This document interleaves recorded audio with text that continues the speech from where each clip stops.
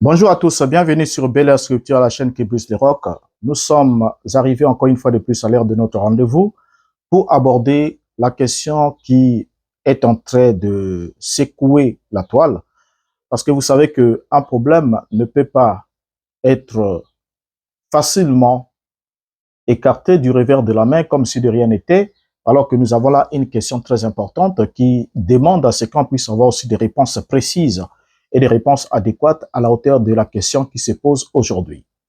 Nous sommes en train de parler de la question sur l'autorité des Écritures vis-à-vis de l'inspiration des Écritures. Et je crois que cela fait déjà beaucoup de numéros que nous avons abordés sur cette question, notamment ensemble avec la question qui préoccupe le monde du message du temps de la fin, avec le pasteur Lifoko qui a fait cette déclaration, bien que cela fait des années, au sujet de l'inspiration, démontrant que l'inspiration était plus forte que les Écritures. Alors, après qu'il y a eu des bruits qui a secoué le monde religieux à ce sujet, Lifoko n'est pas resté silencieux, il a été obligé alors de passer une émission, et cette émission où il a tenté de se justifier, il a tenté de s'expliquer, et les explications ont convaincu certains d'accepter que l'inspiration est réellement plus forte que les Écritures, mais les explications ont aussi semé encore davantage de confusion dans les esprits de certains.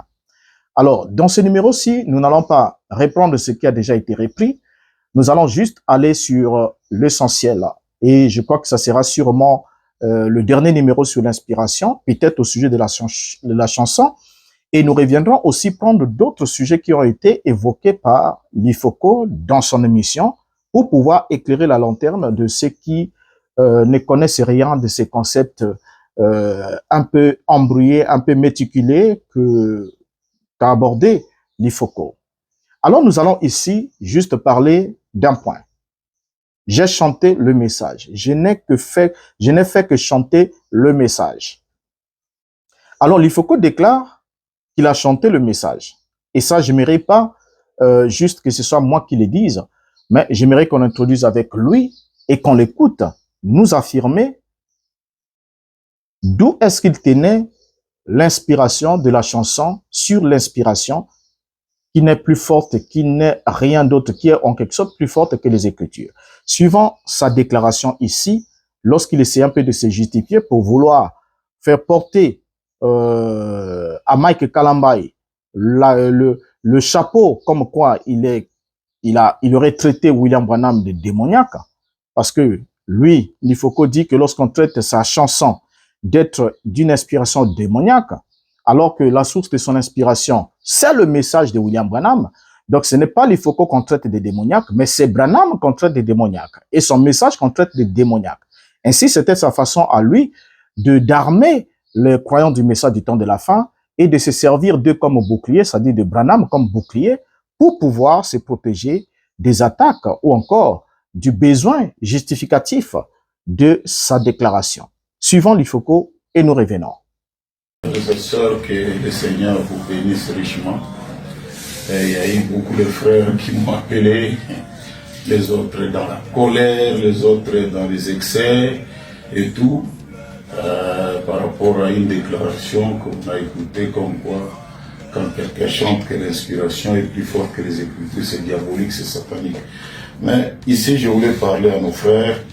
Tout d'abord, Frère Branham dit comment puis-je vaincre Jeffersonville du 25/8/63 le matin, paragraphe 117, Jésus a dit, oui, mais il est aussi écrit, là vous y êtes, vous voyez, il savait qui il était. Satan a fait, la pensée va plus loin que ce qui est écrit. La pensée va plus loin que l'écriture, vous voyez, c'est ça l'inspiration, c'est l'inspiration. Le grain est à l'intérieur, vous voyez, ce qui est réellement la chose. Donc, nous chantons dans le message, nous chantons le message. Donc, quand quelqu'un pense qu'il est en train de nous injurier, en fait, il nous injurie.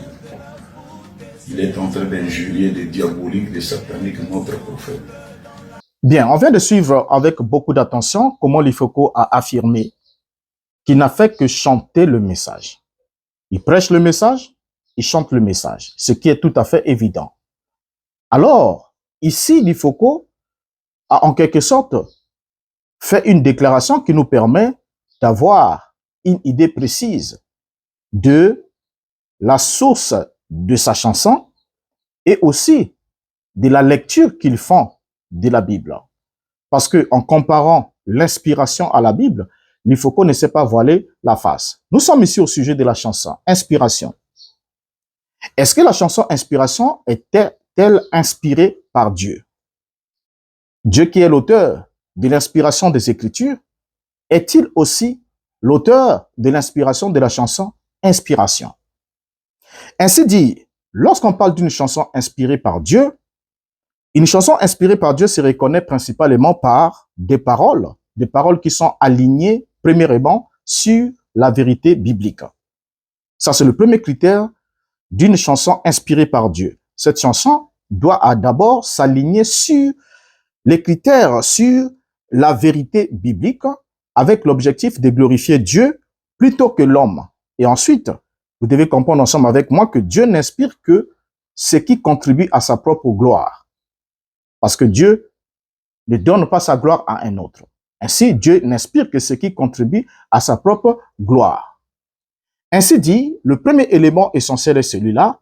Une chanson inspirée par Dieu doit reconnaître principalement que la Bible est la vérité inéluctable, la vérité infaillible sur laquelle doit reposer toute inspiration. Donc, toute inspiration doit avoir une source dans les Écritures. Et vous allez le comprendre, on l'a déjà expliqué et on va évoluer. Notons ensemble que le critère principal qui consiste à établir un discernement sur la source d'une inspiration, c'est que lorsqu'on parle d'une chanson qui est inspirée par Dieu, cette chanson doit être en conformité avec la Bible. En d'autres termes, les paroles de la chanson ne doivent jamais contredire les Écritures.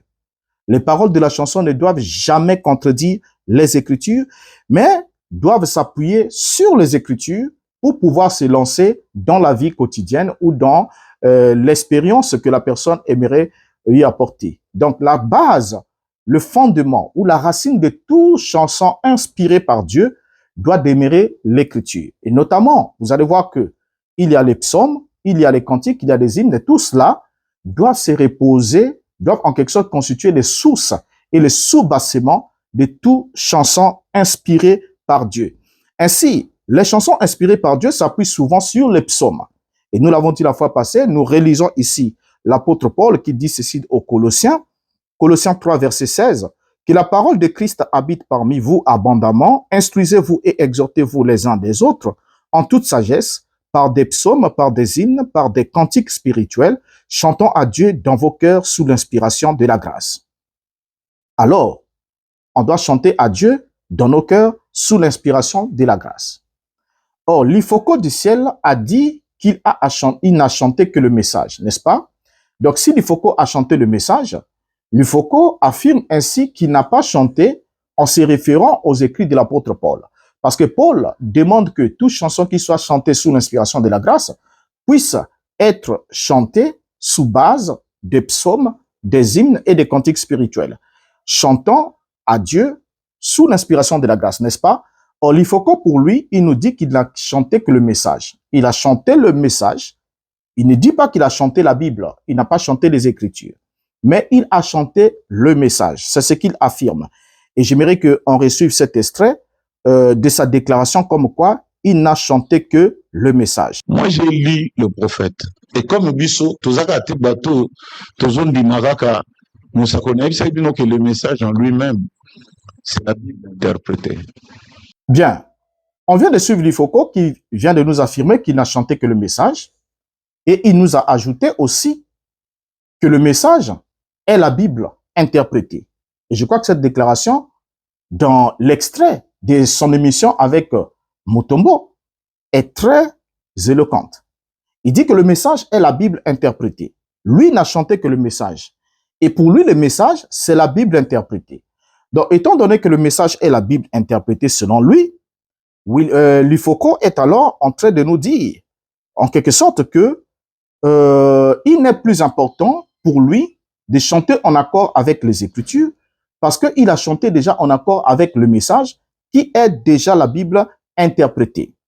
Or, Ce qu'il faut savoir, c'est quoi? C'est que le message de William Branham, bien qu'étant présenté par ses partisans comme étant la restauration de la véritable interprétation de la Bible pour ces derniers temps, ce qui donne alors à Branham, selon eux, le statut de messager, donc porteur d'un message, et par conséquent, les fidèles du message du temps de la fin s'accrochent au sermon de William Branham qu'ils considèrent comme étant la parole infaillible ou encore l'écriture orale, plaçant ainsi l'interprétation de Branham au même niveau que les écritures bibliques et même au-delà des écritures bibliques, à tel point que l'un d'entre eux va déclarer ce qui suit suivant. La Bible ne corrigera jamais frère Branham. Au contraire, frère Branham corrigera la Bible.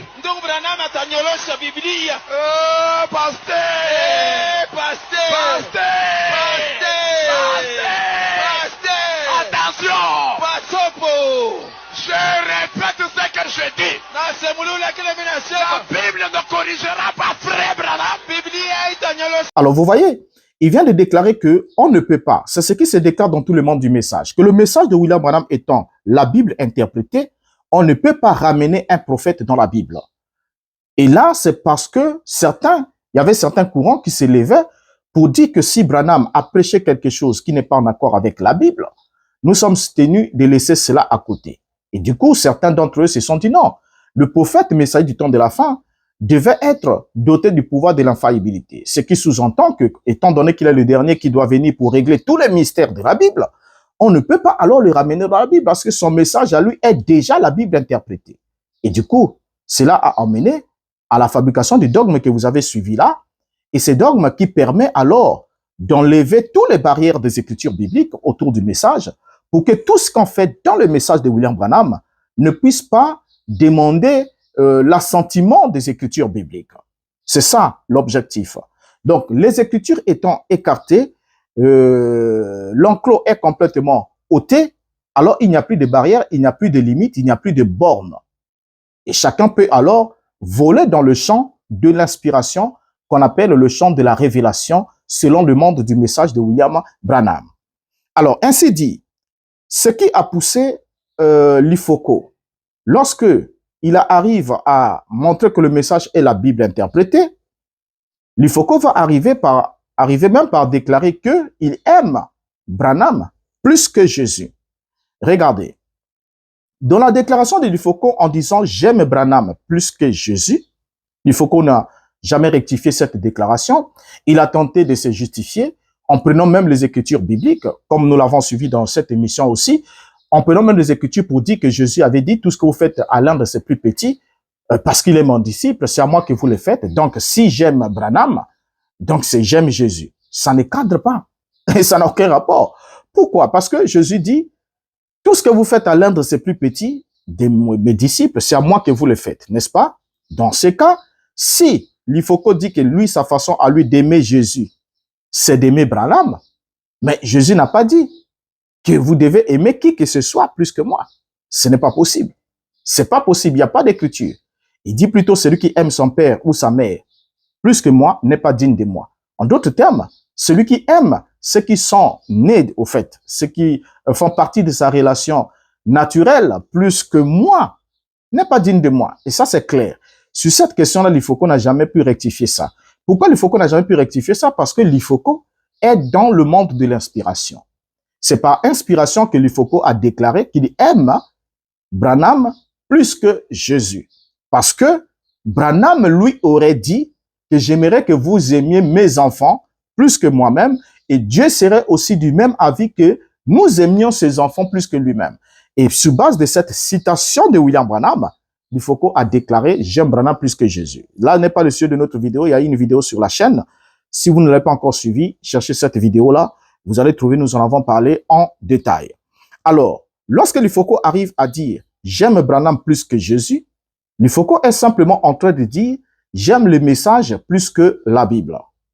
Regardez bien, parce que la Bible a deux parties. La première partie, c'est la prophétie annonçant le Messie et son œuvre. Et la deuxième partie qu'on appelle le Nouveau Testament, qui est constitué des évangiles et des épîtres, c'est la partie de l'accomplissement de ce qui a été écrit. Et ensuite, Les épîtres, c'est la partie de la pratique. Donc, il y a la prophétie, il y a l'accomplissement, il y a la mise en pratique de la prophétie dans la vie des bénéficiaires. Donc, en d'autres termes, la Bible, c'est Jésus-Christ. Et si l'Ifoko déclare « J'aime Branham plus que Jésus », l'Ifoko est en train de dire « J'aime le message plus que la Bible ». Pourquoi? Parce que pour l'Ifoko, la Bible, c'est les Écritures. Quand l'Ifoko dit l'inspiration est plus forte que les Écritures, il est juste en train de dire, il passe un message subliminal à ceux qui ne le savent pas. Au fait, le langage de l'Ifoko, je vais vous le dire clairement parce que je suis un ex-pasteur du message du temps de la fin. En disant, j'aime Branham plus que Jésus, l'Ifoko est en train de passer un message. C'est lequel? J'aime le message plus que la Bible. Et du coup, le message étant selon lui le produit, selon lui la parole inspirée, parce que quand on prêche le message, on ne dit pas Frère Branham a écrit, parce que Branham n'a pas écrit, n'est-ce pas? On dit Frère Branham dit. Donc cela ressort que ce que dit Branham, c'est la parole inspirée, parce que c'est poussé par l'esprit que les hommes ont parlé de la part de Dieu. Et Branham étant qualifié comme prophète, donc ce qu'il dit est de la parole inspirée. Et ce que alors Branham dit qui est la parole inspirée est au-dessus de ce qui est écrit, la Bible, qui est l'écriture. Voilà le message que l'Ifoko passe. Mais certains qui sont dans le monde dit du message de William Branham ne se rendent pas compte que c'est une déviation progressive de la part de l'ennemi pour les éloigner des Écritures, de l'autorité des Écritures, afin de les emmener dans n'importe quoi. Donc il suffit que quelqu'un, un prédicateur du message, répère une déclaration de Branham, même si elle est un peu confuse, et la personne modèle ou découpe la déclaration par rapport au fin qu'il veut faire passer dans son tabernacle. Il va dire, Frère Branham dit, et il fait la déclaration. Et en fonction de ça, à partir d'aujourd'hui, voici votre conduite à tenir, voici. Et comme le peuple est conditionné à croire à ce que Branham dit, parce que ce que Branham dit serait pour eux la voix de Dieu pour ces derniers temps. Voyez? Alors, donc du coup, étant donné que c'est la voix de Dieu pour ces derniers temps, donc le message est une parole inspirée, contrairement à la Bible qui est la parole écrite. D'où quand l'Ifoko dit l'inspiration est plus forte que les Écritures, l'Ifoko est juste en train de dire que le message de William Branham est plus fort que le message de Jésus-Christ ou la Bible. D'où il arrive à faire des comparaisons. J'aime Branham plus que Jésus. Et même quand il dit que le seul adorable c'est Jésus-Christ, le Jésus qu'adore l'Ifoko n'est pas le Jésus des apôtres de la Bible. Il a dit lui-même, il dit que nous n'adorons pas le même Jésus qui a marché en Galilée, ainsi de suite. Mais nous adorons Christ aujourd'hui incarné dans la chair humaine, dans la forme d'un prophète, dans son église. L'Ifoko l'a dit, voyez. Et si l'Ifoko l'a dit, il a répété ce qu'a dit Branham. Et du coup, le Christ aujourd'hui est un autre Christ, n'est pas celui le même que celui des apôtres. Là, il en est, c'est une autre question. Maintenant ici, quand l'Ifoko, comme nous l'avons dit que le message est la Bible interprétée, il est enfin en train de passer un message. Le message, c'est lequel? C'est que le message étant le produit de l'inspiration selon eux, par conséquent, le message est au-delà de la Bible qui en est l'écriture. Donc, le message est au-delà de la Bible qui en est l'écriture. Maintenant, on doit se poser une question pendant qu'on évolue. Peut-on interpréter la Bible? Parce que comme Branham dit, la Bible, le message est la Bible interprétée, et il faut qu'on le répète, le message est la Bible interprétée. Quand on dit la Bible interprétée, ça veut dire c'est l'ensemble des livres, n'est-ce pas? Vous allez prendre de la Genèse jusqu'à l'Apocalypse qui est interprété. Alors, la question qu'on doit se poser, est-ce que le message de Branham est la Bible interprétée ou bien c'est la Bible pervertie? Voilà, c'est une bonne question. C'est la Bible interprétée ou la Bible pervertie? Maintenant, répondons à cette question-là. Pour commencer, lorsqu'on parle de interpréter, c'est un terme très important qu'il faut vraiment souligner. Interpréter signifie, c'est d'abord un verbe transitif qui signifie expliquer un texte, un rêve, un acte, un phénomène, etc., en rendant clair ce qui est obscur. Voilà la définition que le dictionnaire nous donne de interpréter. Vous voyez, interpréter, c'est cela.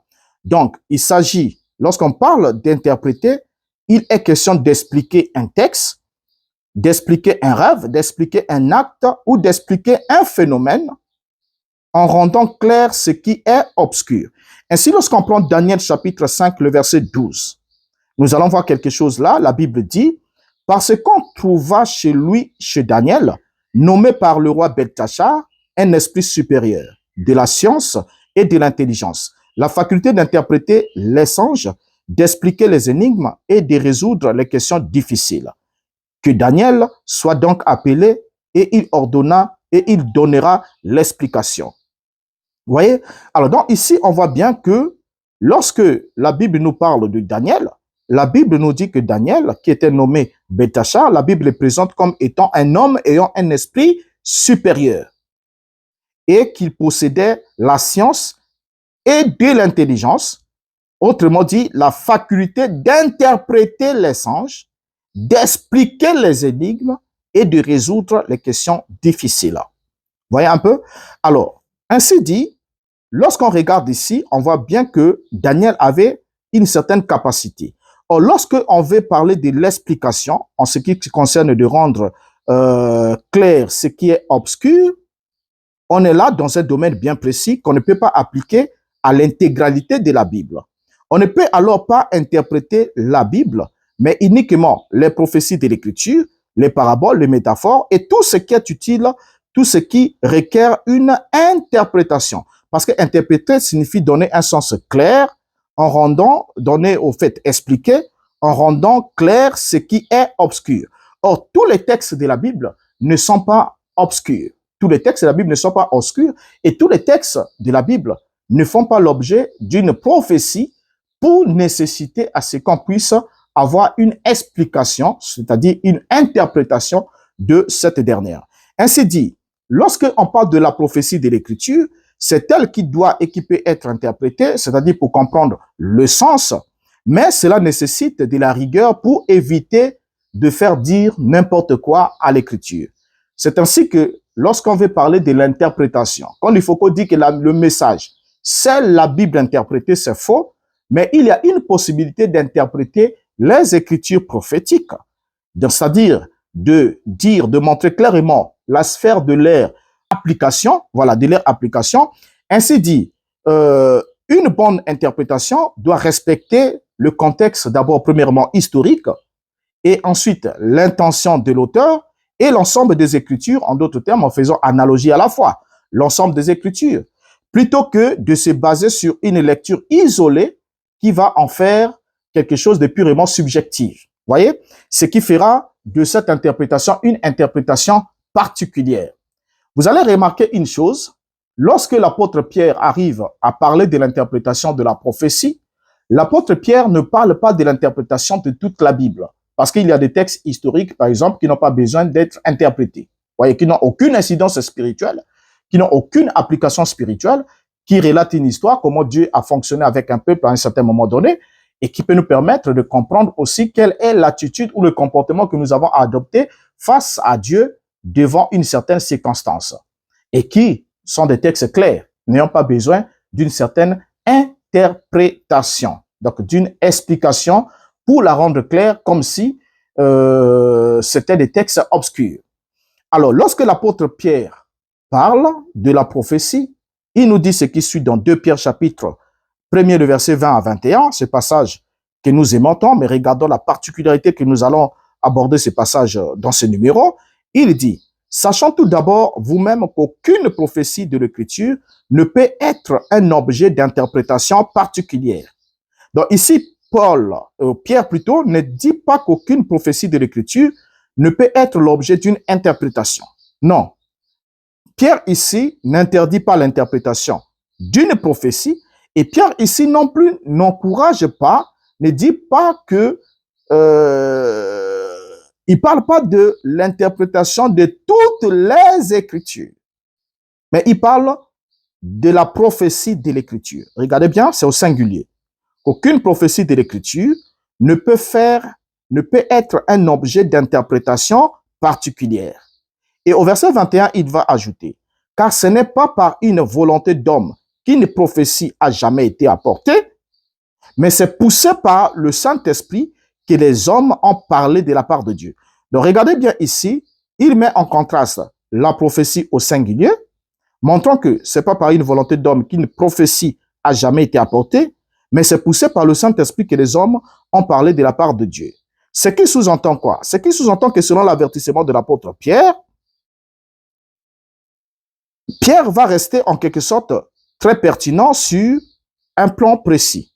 Il est ici en train de mettre en garde contre le fait de sortir un verset de son contexte pour lui donner un sens qui nous arrange personnellement. Ce qu'il appelle une interprétation particulière. Ça veut dire que c'est une interprétation qui ne tiendrait pas compte des autres prophéties de l'Écriture, alors que c'est poussé par l'Esprit que les hommes ont parlé de la part de Dieu. Donc, si on veut interpréter une prophétie de l'Écriture, il faut qu'on tienne aussi en compte ce que les autres hommes ont dit, parce qu'ils ont tous parlé de la part de Dieu. Ainsi, l'interprétation ne doit pas être une invention solitaire, mais doit s'aligner sur la vérité transmise globalement dans les Écritures. Ce qui sous-entend que l'interprétation ne doit pas être une invention solitaire, mais doit s'aligner sur la vérité transmise globalement dans les Écritures. Donc, on ne peut pas interpréter particulièrement une prophétie de l'Écriture, mais lorsqu'on veut interpréter une prophétie de l'Écriture, on doit tenir en compte les autres écritures prophétiques parce que c'est poussé par l'Esprit que les hommes ont parlé de la part de Dieu. Et de la même manière, Luc chapitre 24, le verset 26 à 27, c'est Yeshua qui nous montre le modèle parce qu'il est le prophète par excellence. Et comment est-ce qu'il devrait expliquer le but de sa mission et les prophéties de l'Écriture concernant sa venue et ce qu'il devait accomplir. Dans Luc 24, 26 à 27, nous lisons, « Ne fallait-il pas que le Christ souffrit ces choses et qu'il entrât dans sa gloire? Et commençant par Moïse et par tous les prophètes, il leur expliqua dans toutes les Écritures ce qui les concernait. » Et au verset 32, la Bible dit, « Et ils se dirent l'un à l'autre, notre cœur ne brûlait-il pas au-dedans de nous lorsqu'il nous parlait en schéma et nous expliquait les Écritures? » Donc, on comprend bien ici que l'Écriture s'interprète par les Écritures. Ce qui veut dire qu'une doctrine ne doit pas reposer sur un seul verset obscur, mais doit s'harmoniser avec l'ensemble du message biblique. Donc, si Yeshua lui-même, qui est notre Seigneur, pour expliquer sa mission, pour expliquer sa mort, sa résurrection, la Bible dit qu'il leur expliqua dans toutes les Écritures ce qui les concernait. Pourquoi? Parce qu'il était en train d'interpréter une prophétie biblique. Ne fallait-il pas que le Christ souffrit toutes ces choses et entra dans sa gloire? Or, lorsqu'il parle de la souffrance, il parle là d'Ésaïe, n'est-ce pas, qui a parlé du serviteur souffrant. Et lorsqu'il parle d'entrer dans la gloire, il parle là de Psaume, chapitre 110, qui dit, « Le Seigneur a dit à mon Seigneur, assieds-toi à ma droite jusqu'à ce que je fasse de tes ennemis ton marchepied. » Ainsi, Yeshua, pour expliquer aux disciples, la Bible dit, il leur expliqua dans toutes les Écritures ce qui le concernait, commençant par Moïse et par tous les prophètes. Voyez? Et les apôtres, les disciples, se sont même réjouis. Ils ont dit que leur cœur était en train de brûler au-dedans d'eux lorsqu'il leur expliquait les Écritures. Il leur expliquait les Écritures. Donc, en d'autres termes, pour donner en quelque sorte une application claire de ces Écritures, en clarifiant ces Écritures, et pour clarifier une écriture prophétique, il avait toujours besoin de se référer aux autres écritures prophétiques. Alors, maintenant, après que nous avons compris cet élément-là, qui montre que le message de William Branham n'est pas la Bible interprétée, parce que la Bible intégralement ne s'interprète pas, mais on interprète une prophétie de l'Écriture et on interprète l'Écriture par les Écritures. Donc, du coup, quelle que soit l'inspiration qu'on pourra avoir, cette inspiration sera une inspiration sans valeur, à valeur nulle, si et seulement si elle n'est pas interprétée par les Écritures, elle devient alors une interprétation particulière. Et quand elle devient une interprétation particulière, elle détruit ceux qui lisent et ceux qui croient à cela. Parce qu'une interprétation particulière, c'est une interprétation qui est apportée sans tenir en compte le reste des Écritures qui ont été inspirées aussi par la pulsion du Saint-Esprit. Maintenant, ici, analysons contextuellement la chanson de Lifoko. Lorsqu'on appelle Lifoko une fois de plus, il va nous dire ce qui suit, suivant d'abord cet extrait, comment il explique deux couplets de sa chanson, et après nous allons faire intervenir William Branham parce qu'il est question vraiment de chuter sur cette question aujourd'hui. Suivons-les attentivement. Na yembi boy bino moko bozolanda biso bokoyebisa nga esika wapi ngai na kei libanda ya makomi ke ke nalobi eloko oyo ezalaka te. Sango totanga yango na Deutéronome chapitre 7 verset 2. C'est la Deutéronome.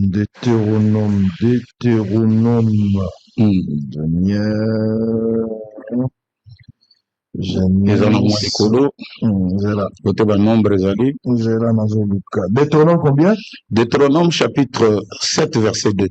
Deutéronome 7, 2.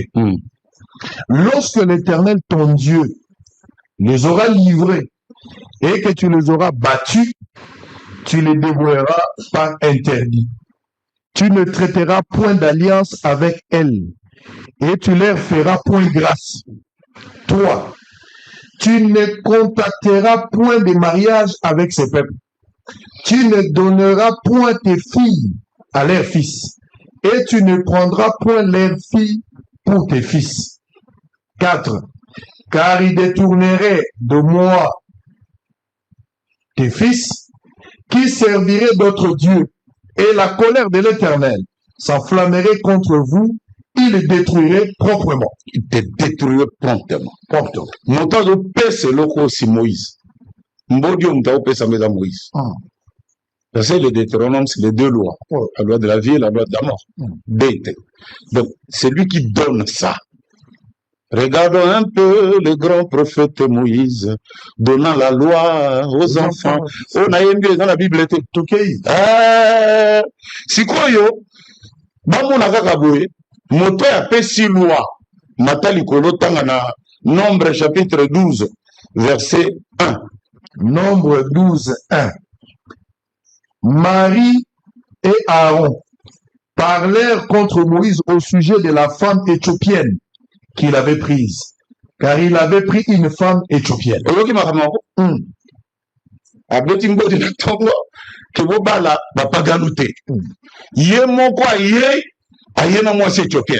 Qui était aussi une païenne. Continuez. La 2. Il dit, est-ce seulement par Moïse que l'Éternel parle? N'est-ce pas aussi par nous qu'il parle? 3. Et l'Éternel l'entendit.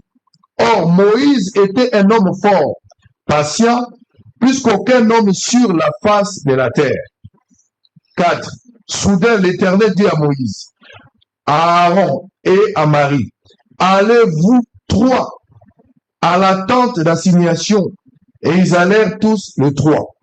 5. L'Éternel descendit dans la colonne de nuée et il s'éteint à l'entrée de la tente. Il appela Aaron et Marie qui s'avancèrent tous les deux. 6. Et il dit, écoutez bien mes paroles. Lorsqu'il y aura parmi vous un prophète, c'est dans une vision que moi, l'Éternel, je me relèverai à lui. C'est dans un songe que je lui parlerai.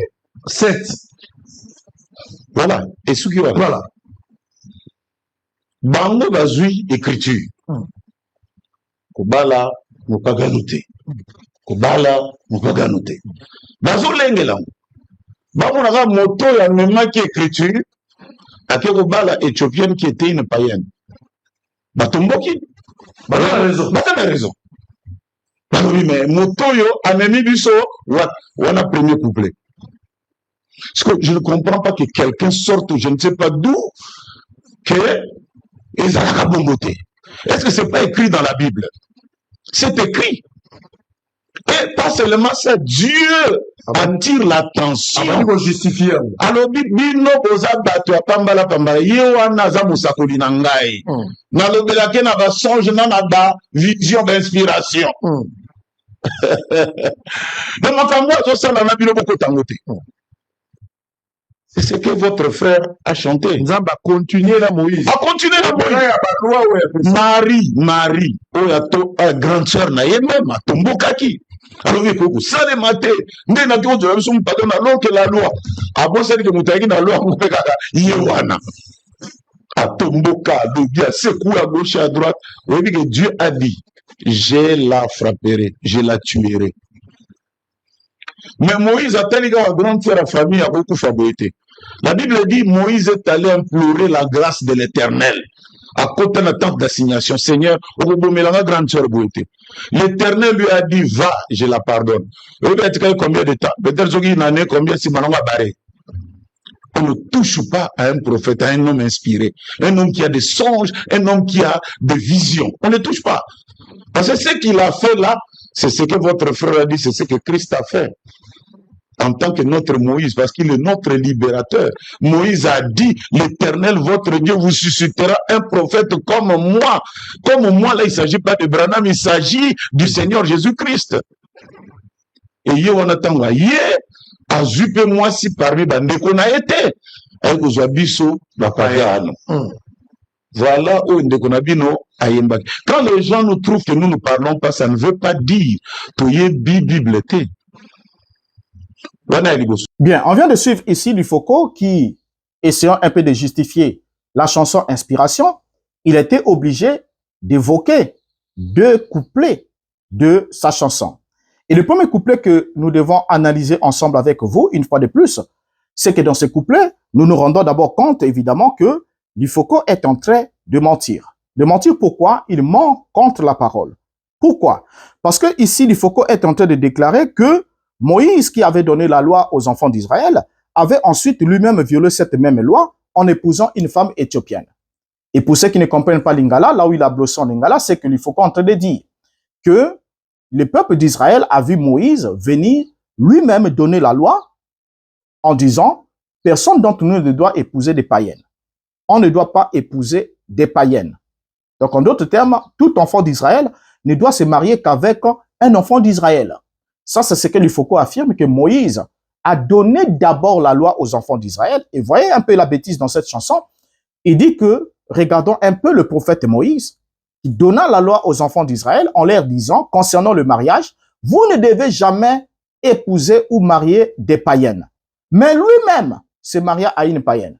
Et quand vous écoutez Lifoko, vous chantez, vous dansez. Mais vous ne savez pas que vous dansez une déclaration blasphématoire, qui est un mensonge contre la parole de Dieu. Pourquoi? Parce que déjà, ici, lorsqu'il affirme que Moïse a violé la loi, Lifoko est en train de passer un message. Comme quoi? Que même si l'écriture biblique vous donne une orientation, vous interdisant quelque chose, n'est-ce pas? Mais vous pouvez être inspiré à poser un acte qui va à l'encontre des Écritures. Donc là, Lifoko est en train de nous dire que Dieu a donné l'Écriture, c'était écrit noir sur blanc, il a dit, c'était écrit noir sur blanc, que vous ne devez pas épouser des païennes. C'est Moïse qui a écrit ça. Et après qu'il a écrit ça, Moïse lui-même viole la même loi en allant épouser une femme éthiopienne. Et quand sa sœur et son frère Aaron vont protester contre cela, Dieu va se fâcher contre eux au point de frapper encore sa sœur. Voilà. Et vous voyez un peu dans quelle confusion est-ce qu'on veut placer l'esprit des gens. Or, le véritable cadre n'est pas celui-là. La vérité n'est pas celle-là. Pourquoi? Parce que déjà, Moïse n'a jamais violé la loi. Pourquoi? Parce que il s'était marié avant la promulgation de la loi. Ça, il faudra qu'on vous le dise. Cher Lifoko, vous avez l'obligation d'être assez courageux pour repasser et dire la vérité aux enfants de Dieu. Si au moins vous craignez Dieu, bien sûr. Si vous le connaissez, les craignez, vous devez leur dire la vérité. Est-ce que Moïse s'est-il marié avant de promulguer cette loi ou c'est après avoir promulgué la loi? Moïse ne s'est pas marié après avoir promulgué la loi pour dire que non, il a interdit. Après lui-même, il a fait ce qu'il a interdit. Faux. Faux. Faux. Or, lorsque nous regardons ici, dans Romains chapitre 7, l'apôtre Paul le dit, chapitre 7, le verset 7 à 8, il montre par là que sans la loi, le péché est mort. Au fait, la connaissance du péché vient par la promulgation de la loi. Donc, ce n'est que quand la loi établit une disposition qu'à partir de la promulgation de la loi, celle-ci entre en vigueur. Donc, la loi ne peut pas être mise en vigueur avant sa promulgation. Ça n'existe pas. Ainsi dit, avant la loi, Moïse était libre de se marier avec ce que vous appelez une païenne. Ça, c'est d'abord le premier élément. Avant la loi, il était totalement libre. Tout comme avant la loi, Amram, le père de Moïse, était libre d'épouser sa tante Jochebed. Parce que Jochebed était la sœur du père d'Amram. C'était une fille de Lévi, née de Lévi en Égypte. Lévi, frère de Joseph. Vous voyez? Donc, Amram a épousé sa tante qui était le même père, même mère avec son père. Et ils ont mis au monde Aaron, Moïse, Myriam et le reste.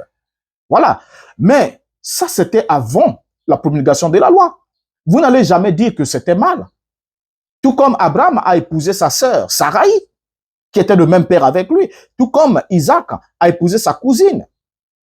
Voyez? Fille de son oncle paternel, Laban. Voyez un peu? Tout comme Jacob a épousé sa cousine, les filles de ses oncles. Mais avant la promulgation de la loi. Mais quand vous arrivez dans Lévitique chapitre 18, Dieu interdit. Tu ne t'approcheras pas de ta tante, de la sœur de ton père pour découvrir sa nullité. C'est ta proche parente. Dieu va interdire. Donc, à partir de Lévitique 18, ce n'était plus possible qu'on épouse sa sœur. Ce n'était plus possible qu'on épouse sa tante, sa nièce, ainsi de suite. Mais avant que la loi ne soit promulguée, ce qui n'est pas interdit était autorisé. Donc là, vous avez dit un gros mensonge. Parce que Moïse ne s'est pas marié après avoir promulgué la loi. Vous allez remarquer même que quand vous prenez même des Écritures, des exemples, ça ne cadre même pas. Pourquoi? Parce que vous voulez faire passer un mensonge à tout prix. Moïse s'est bien marié avant de promulguer la loi. Il s'est marié bien avant. Ça, c'est le premier élément. Et le deuxième élément que vous avez dit de faux dans ce premier couplet, c'est que vous avez dit que Moïse lui-même a épousé une païenne. Il a promulgué la loi. On a vu que celui qui avait donné la loi, lui-même revient aussitôt. Il va épouser une païenne. Et l'acte qu'il a fait, selon vous, Dieu a frappé Myriam et Aaron, a frappé Myriam, la sœur de Moïse, parce que Dieu était en train d'inscrire la vie de Jésus-Christ, qui devrait lui-même se marier à une païenne. C'est-à-dire qui a laissé ses sœurs des Juifs et qui est venu se marier à une femme païenne. Ce qui est aussi un gros mensonge. Un véritable mensonge. Premièrement, la femme que Moïse a épousée, bien que n'étant pas juive, elle était épousée avant la promulgation de la loi. Et de deux, elle ne faisait pas partie des nations auxquelles Dieu avait interdit à Israël de contracter le mariage avec elle. Ainsi dit, vous allez voir que lorsqu'on prend ici le deuxième élément, la femme que Moïse a épousée était une femme éthiopienne. Or, parmi les nations où les enfants d'Israël n'allaient pas prendre de femmes, l'Éthiopie ne faisait pas partie de la liste. Et pourtant, vous avez lu, durant cette émission, vous avez lu Deutéronome chapitre 7, que je conseillerais à chacun de relire même chez lui. Deutéronome chapitre 7, qui est clair, du verset 1er jusqu'au verset 4. Voyez? Donc, ce couplet est rempli de mensonges. Moïse s'est marié avec une Madianite et ensuite avec une Éthiopienne. Et cela s'est fait avant la promulgation de la loi. Voyez? C'est avant la promulgation de la loi. Et en plus de ça, Dieu n'avait jamais interdit aux Israélites d'épouser des païennes ou des non-juifs. Ça n'existe pas. Trouvez-nous ce verset, mettez-le en commentaire. Ce verset où Dieu avait interdit aux enfants d'Israël, vous ne devez pas épouser des païennes. Ça n'existe pas. Ce verset-là n'existe pas. Voyez? N'existe pas. Mais l'interdiction concernait des nations précises. Il y avait des nations que Dieu avait déclarées à Israël.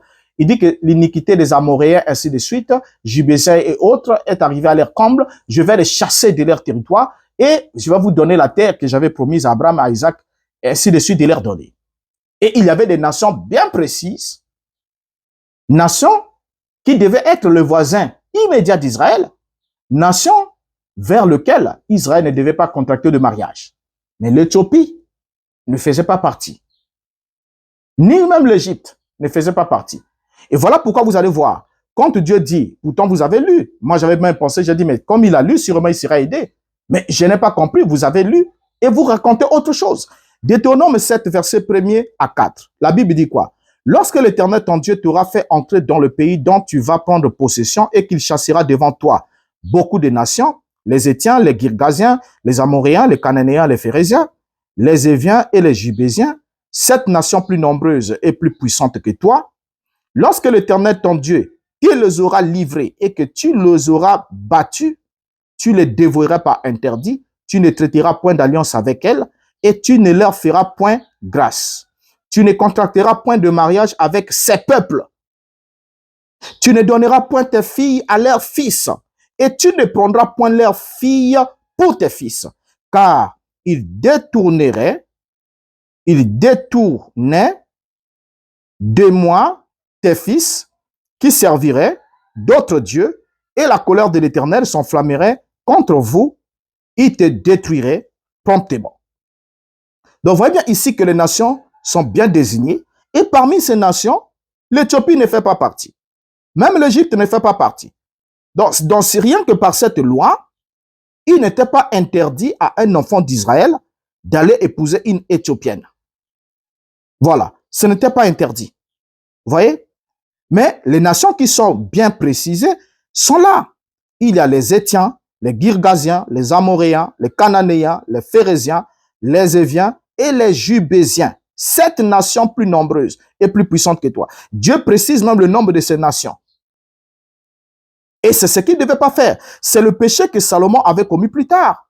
Salomon s'était marié. Parmi ces femmes, il y avait des femmes venant de ces nations-là qui l'ont entraîné alors dans l'idolâtrie.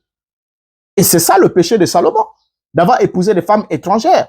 Et même quand Esdras est arrivé, lorsqu'ils ont renvoyé les femmes étrangères, mais quand vous regardez les femmes étrangères, la connotation de femmes étrangères n'était pas toutes femmes, n'était pas applicable à toutes femmes non juives, mais était applicable aux femmes venant des nations proscrites, des nations idolâtres, des nations citées par Dieu dans la loi. Donc lorsque la nation n'était pas citée dans la loi, il n'y avait aucun souci. Mais regardez,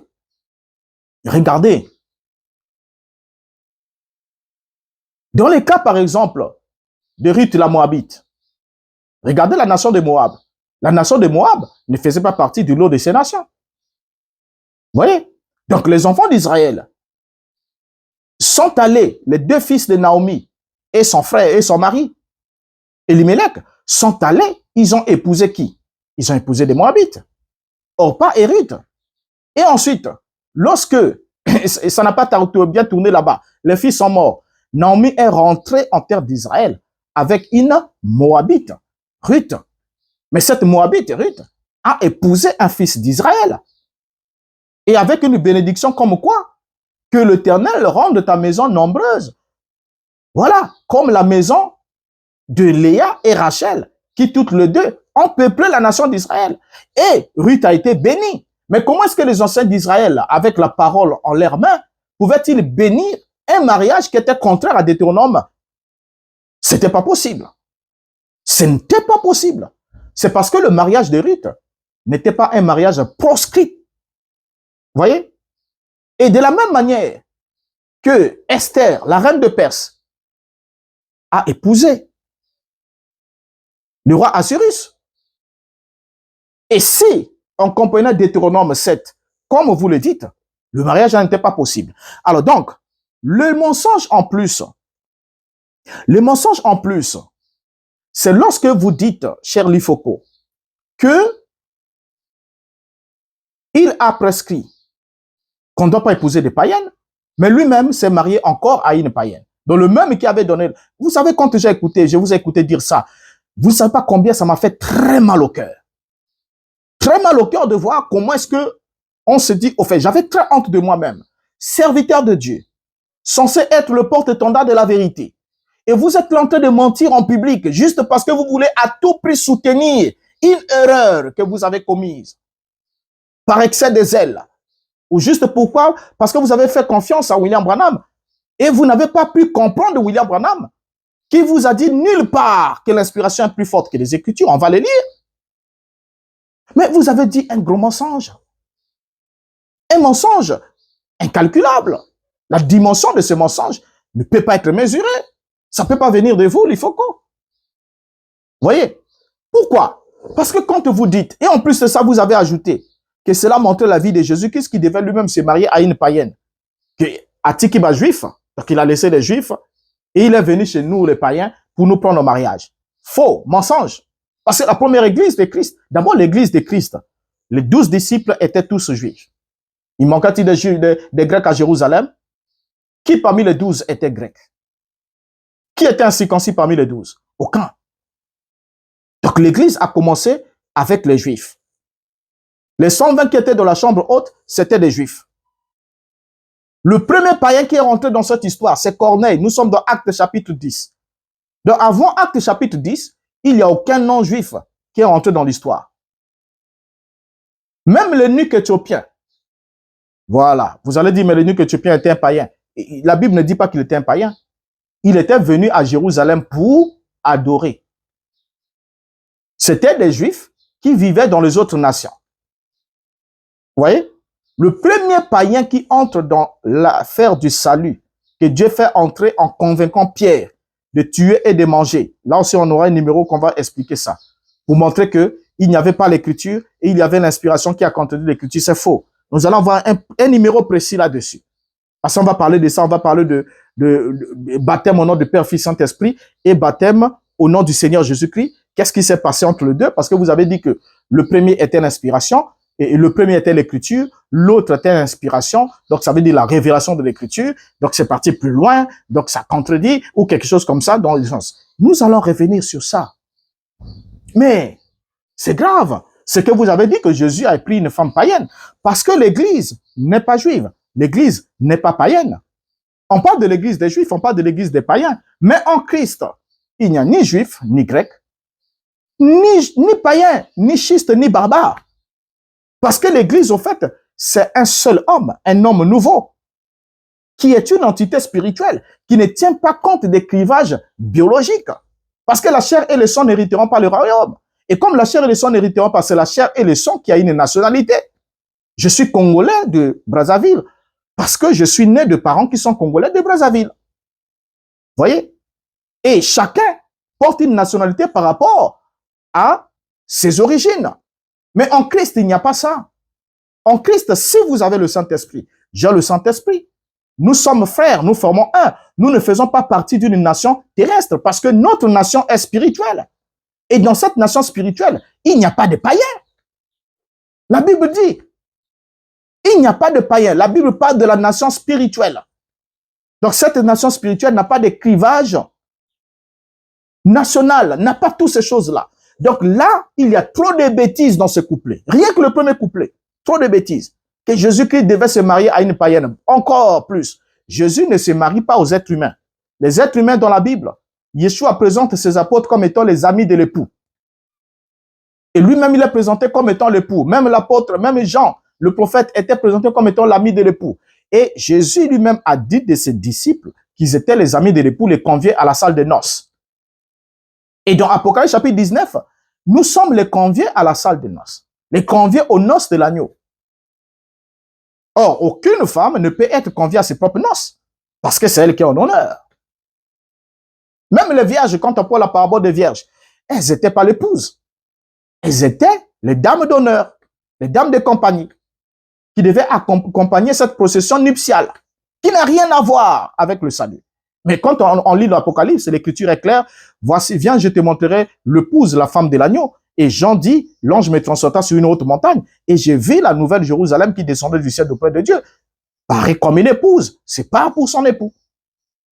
Donc, de façon symbolique, l'épouse de l'agneau est une cité céleste qui descend du ciel. Pas qui venait de la terre pour monter, pour dire c'est un groupe d'individus qui est monté au ciel pour devenir Madame Jésus. Ça, c'est une fausse doctrine. Donc, vous chantez une fausse doctrine pour soutenir une fausse doctrine. Donc, vous partez d'une fausse doctrine généralisée, l'épouse de Christ, qui est une fausse doctrine. Et ensuite, vous ajoutez une autre fausse doctrine pour vouloir soutenir ça. Ça ne marche pas. Donc, l'Église est une nation spirituelle. Il n'y a pas de clivage ethnique, biologique. Ça n'existe pas. Là encore, c'est un gros mensonge. Et en plus, je reviens sur ce point. On doit frapper vraiment là-dessus. Regardez. Vous avez lu Deutéronome 7 pour dire que Moïse a interdit. Après, vous repartez lire Nombre 12, là où Dieu a frappé Myriam pour avoir parlé contre la femme éthiopienne que Moïse avait pris. Mais pourtant, c'est très simple. Ce que vous n'avez pas compris, c'est quoi? Dans Nombre 12, verset 1er, la Bible dit, Marie et Aaron parlèrent contre Moïse au sujet de la femme éthiopienne qu'il avait prise, car il avait pris une femme éthiopienne.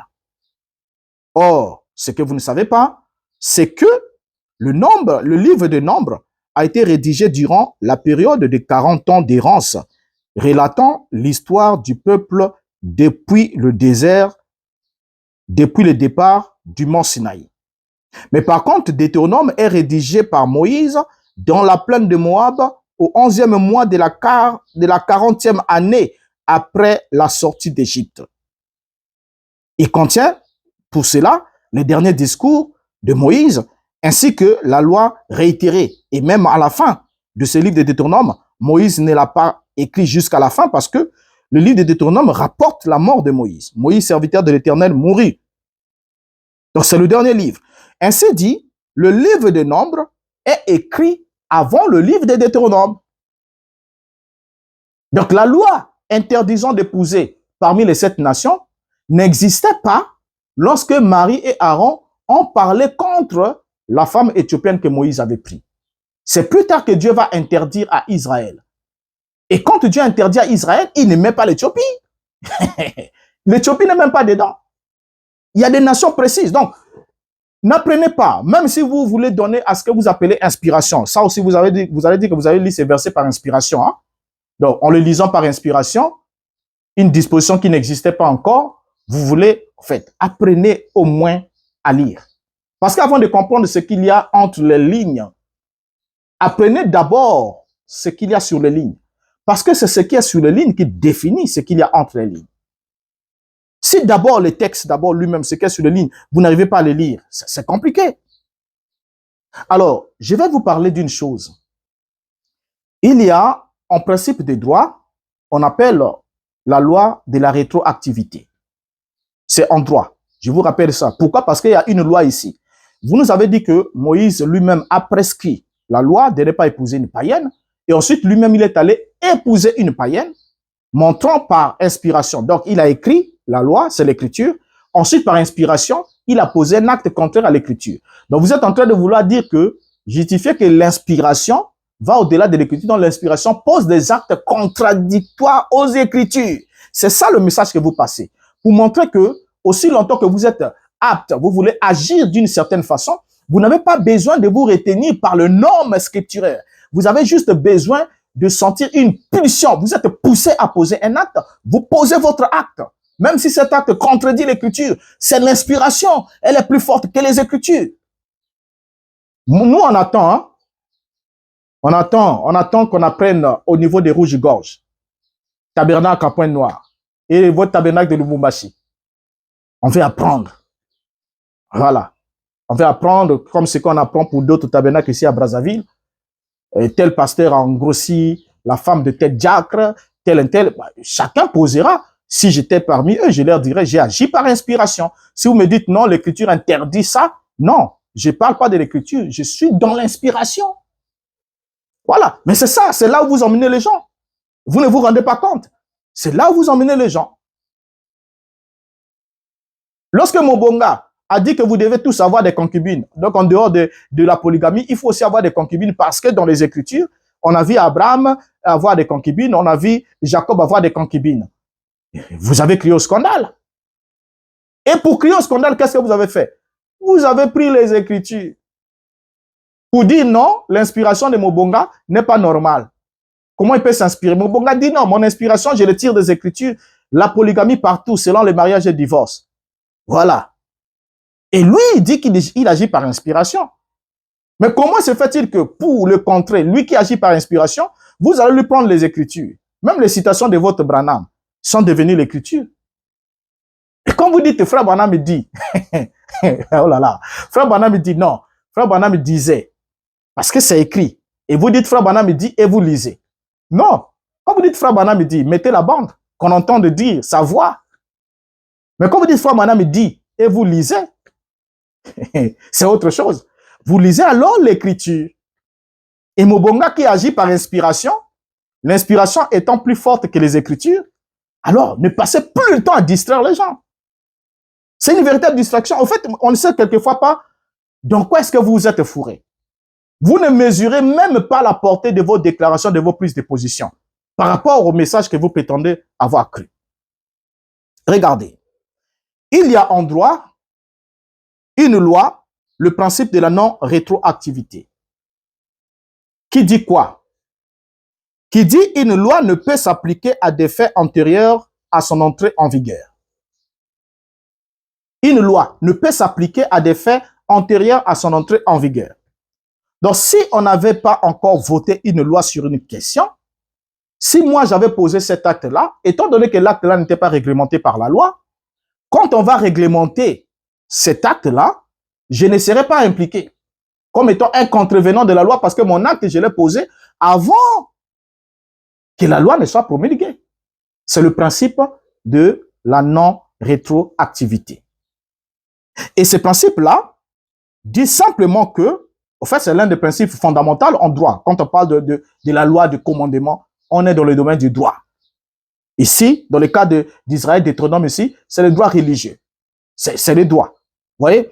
Alors, la non-rétroactivité de la loi, c'est le principe fondamental du droit, qui signifie qu'une loi nouvelle ne s'applique pas aux faits ou situations juridiques antérieures à sa promulgation.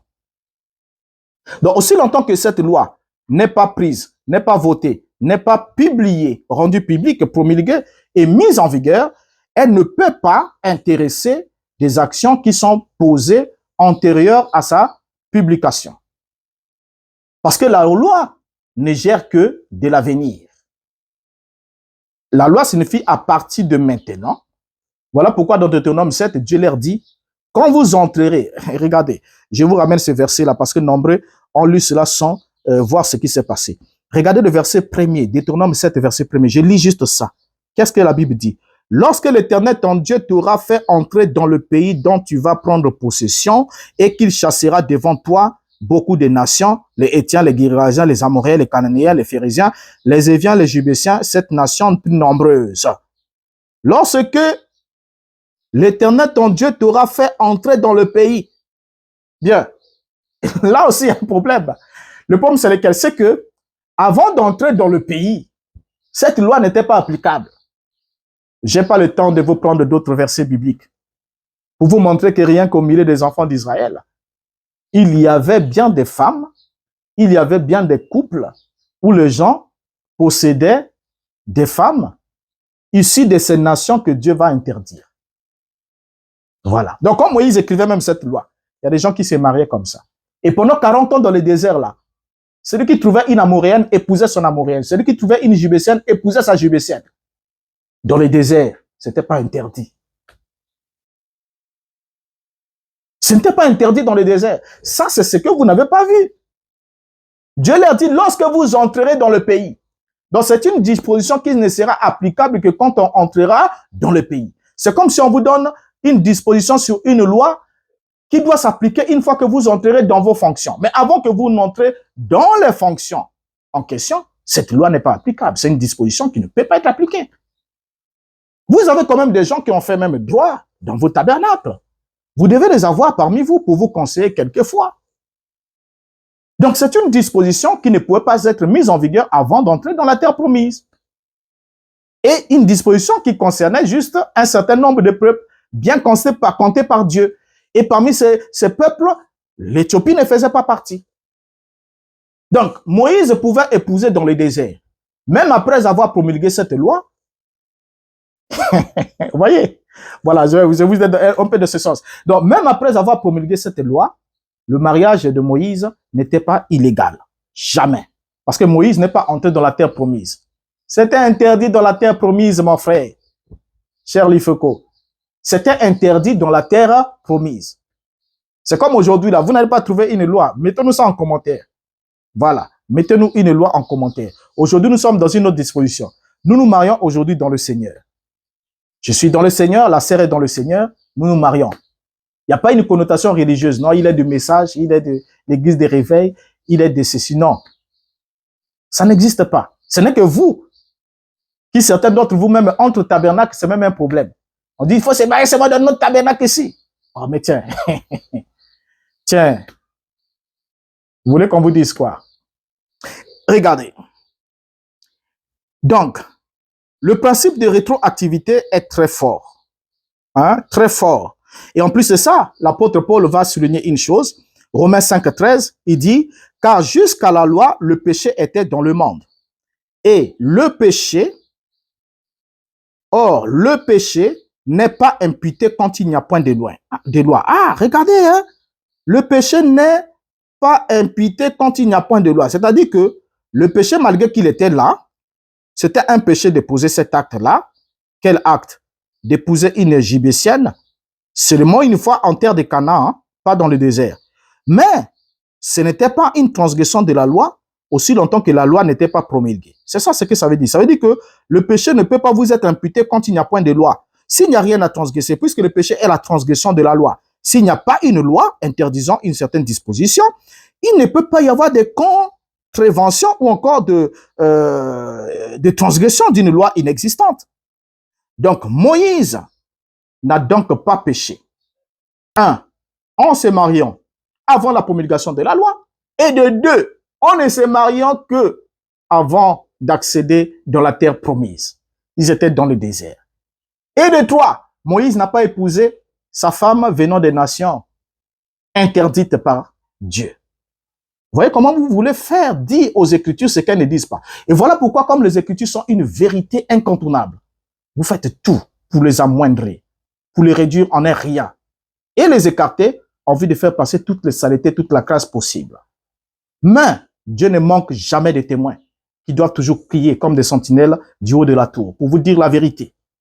Même si vous n'appréciez pas les écouter, mais ce que Dieu a destiné à la vie éternelle entendront et prendront les dispositions qui s'imposent.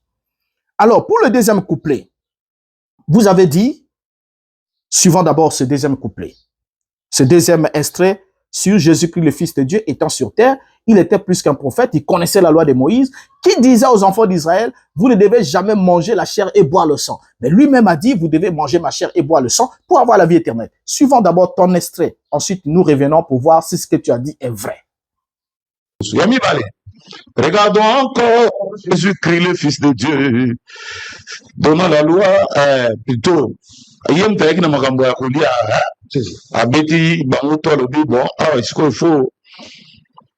faut lire un autre peu, mais la maquilla voilà, c'est ici, là, dans la Bible, excusez-moi, Jean chapitre 6, verset 53.